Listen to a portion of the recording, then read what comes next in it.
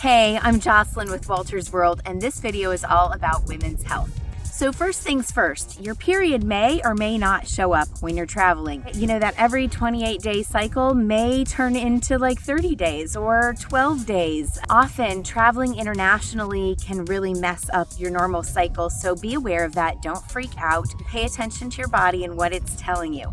On that note, if you are on the pill or some sort of birth control that you need to take at a regular time every day, you need to maybe adjust that. If you're going to a new time zone, you need to look at that ahead of time and get that at the same time every day, maybe adjust by an hour ahead every day for a week or so until it's like at a normal time for you, because when you take it at home, it may be 4 a.m.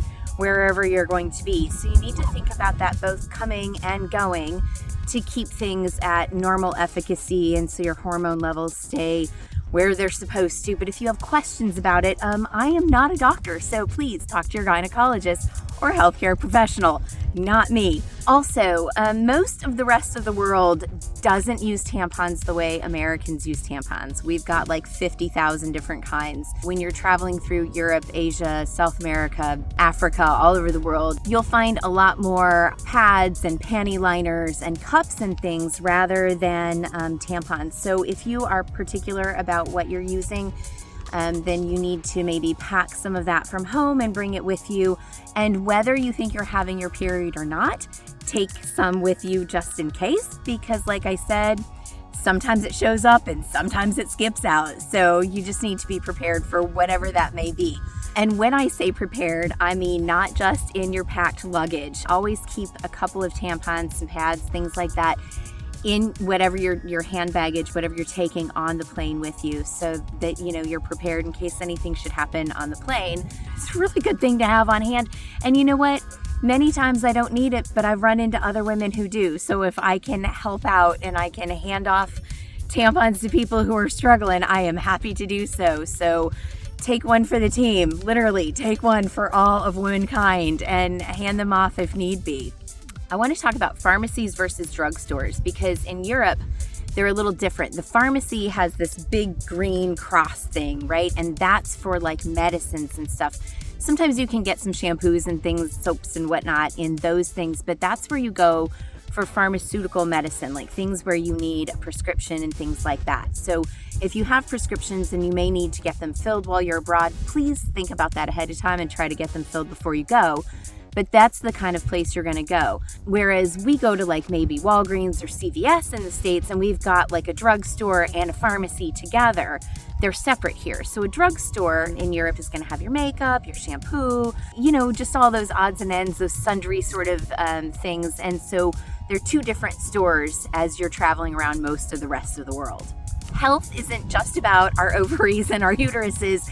It's also about staying hydrated. I'm out here hiking and I'm at an elevation where it's a little bit like thinner air. So I have sunscreen on and I've got my bottle of water and all that. So nobody wants to be sick when they're traveling, whether it's altitude sickness or, you're just too hot from being out in the sun. Those kinds of things you just need to keep in the back of your head.